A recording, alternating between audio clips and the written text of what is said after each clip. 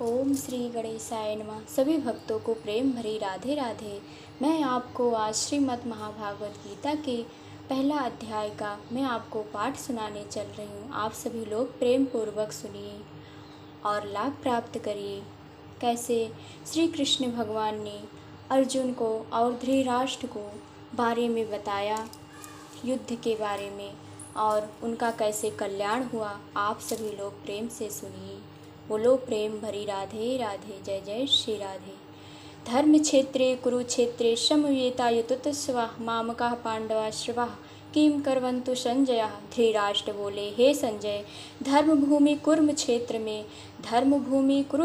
में एकत्रित युद्ध की इच्छा वाले मेरे और पांडवों के पुत्रों ने क्या किया। तब संजय ने बोला, उस समय राजा दुर्योधन ने व्यवहार युक्त पांडवों की सेना को देखकर और द्रोणाचार्य के पास जाकर यह वचन कहा, हे प्रभु, हे आचार्य, आपके बुद्धिमान शिष्य पुत्र धृष्टमनु द्वारा व्यवहार खड़ी हुई एक पांडव पुत्रों की इस बड़ी भारी सेना को देखिए।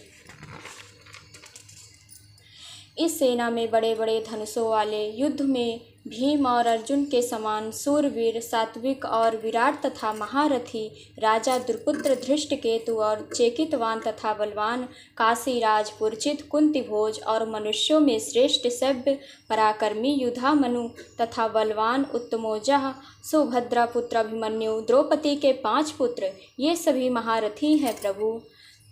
तब हे ब्राह्मण श्रेष्ठ, आपने पक्ष में भी जो प्रधान उनके आप समझ लिए हैं। आपकी जानकारी के लिए मेरी यह सेना जो सेनापति हैं उनको मैं बतलाता हूँ। सभी भक्तों सुनिए क्या कहते हैं प्रभु जी।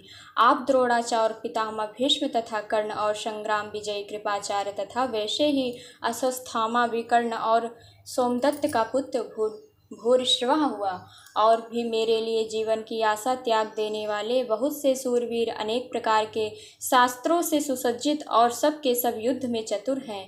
भीष्म पितामह द्वारा रचित हमारी यह सेना सब प्रकार से अजय और भीम द्वारा रचित इन लोगों की यह सेना जीतने में सुगम है। इसलिए हे सब मोर्चों पर अपनी अपनी जगह पर स्थित रहें। आप लोग सभी निसंदेह भीष्म पितामह की सब ओर से रक्षा करें। भीष्म पितामह की सब ओर से रक्षा करें।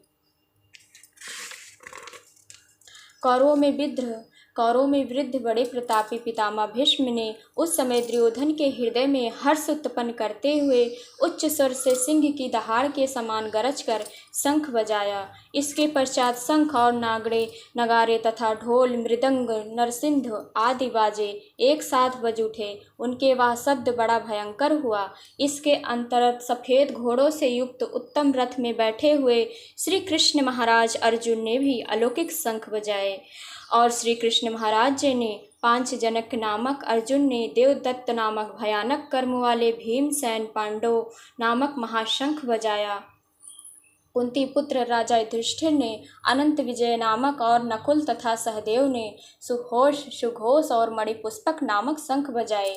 श्रेष्ठ धनुष वाले काशीराज महारथी शिखंडी एवं धृष्टद्युम्न तथा राजा विराट और अजय सात्विक राजा ध्रुपुत्र एवं द्रौपदी के 5 पुत्र, बड़ी भुजा वाले सुभद्रा पुत्र अभिमन्यु, इन सभी ने हे राजन सब ओर से अलग अलग शंख बजाए। और उस समय भयानक शब्द ने आकाश पृथ्वी को गूंजाते हुए धृतराष्ट्रों के अर्थात आपके पक्ष वाले हृदय दृढ़ कर दिए। बोलो श्री कृष्ण भगवान की जय।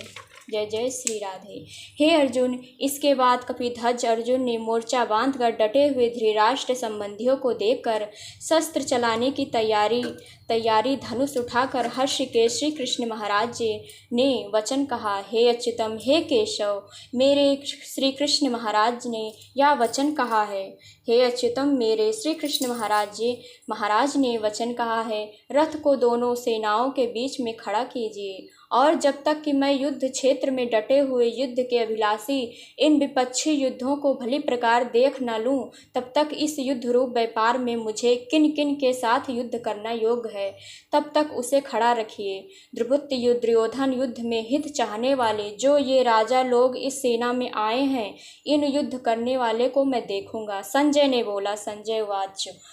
ने बोला, हे धृतराष्ट्र, अर्जुन द्वारा इस प्रकार कहे हुए महाराज श्री कृष्णचंद्र ने सेनाओं के बीच में भीष्म द्रोणाचार्य के सामने, संपूर्ण राजाओं के सामने उत्तम रथ को खड़ा करके इस प्रकार कहा कि हे पार्थ, युद्ध के लिए जुटे हुए इन कौरवों को देखो। इसके बाद प्रथापुत्र अर्जुन ने उन दोनों के सेनाओं में स्थित ताऊ, चाचाओं, दादा, परदाता, गुरुओं को, मामाओं को, भाइयों को, पुत्र पुत्र तथा मित्रों को, ससुर को,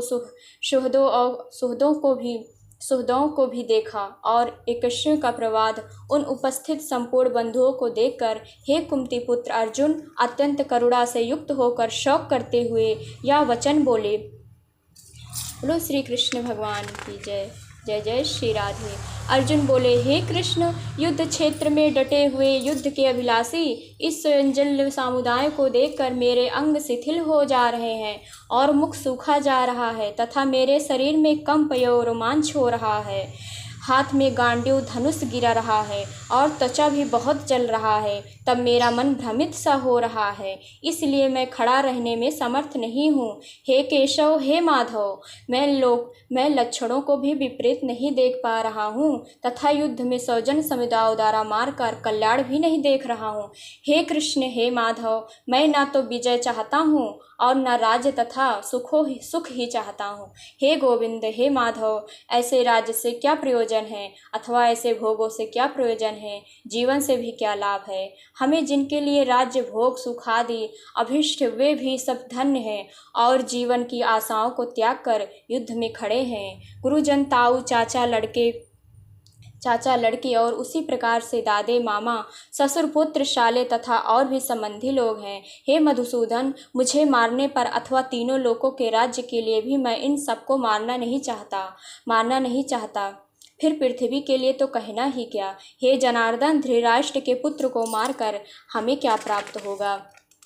प्रसन्नता क्या होगी? इन अत्याथियों को मारकर हमें पाप ही तो लगेगा। अत्यम, हे माधव, आपने ही बांधव धृतराष्ट्र के पुत्र को मारने के लिए हम योग्य नहीं हैं, क्योंकि अपने ही कुटुंब को मारकर हम कैसे सुखी रहेंगे प्रभु। यद्यपि लोक से भ्रष्ट हुए लोग कुल के नाश उत्पन्न दोषों को, मित्रों से विरोध करने वाले पाप को नहीं देखते, तो भी जनार्दन, कुल के नाश उत्पन्न दोष से जानने वाले हम लोग को इस पाप से हटने के लिए क्यों विचार करना चाहिए? कुल के नाश से सनातन कुल धर्म नष्ट हो जाते हैं। धर्म के नाश हो जाने पर संपूर्ण कुल में पाप ही बहुत फैल जाता है। हे कृष्ण, पाप के अधिक बढ़ जाने से कुल स्त्रियां दूषित हो जाने पर वर्ण संकर उत्पन्न हो जाता है। वर्ण संकर कुल घाती और कुल को नरक में ले जाने के लिए ही होता है। लिप्त हुई पिंड और जल की क्रियाओं अर्थात श्राद्ध तर्पण से वंचित इनके पितर लोग भी अधोगति को प्राप्त होते हैं। बोलो श्री कृष्ण भगवान की जय।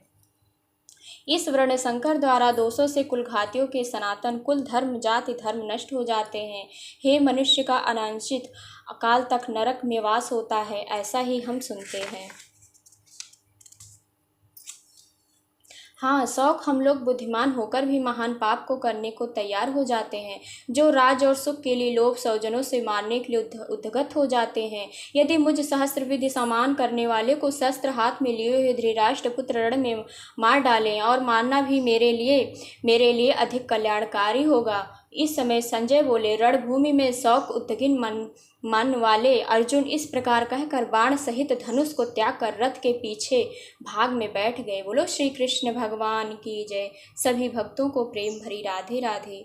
जो भी अध्याय में त्रुटि हुई हो उसे आप क्षमा करें, कृपया इसका लाभ प्राप्त करें। बोलो श्री कृष्ण भगवान की जय। राधे राधे जरूर लिखें। जय जय श्री राधे।